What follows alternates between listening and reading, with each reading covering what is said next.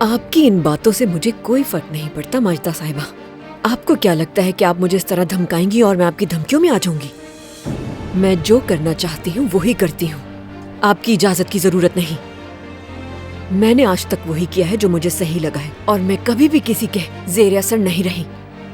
यहाँ आकर मुझे नीचा दिखाने के बजाय बेहतर होगा कि अपने पोते के पास चली जाए। हमारे पास वक्त नहीं है।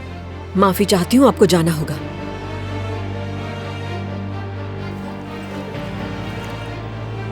ये मेरा नंबर है, सोच लो फिर बोलो।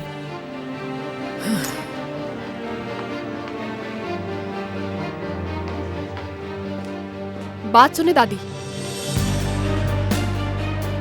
मैं जानती हूँ आपको कोई परवाह नहीं, मगर आप चाहे माने या फिर ना माने, मैं आपकी पोती हूँ।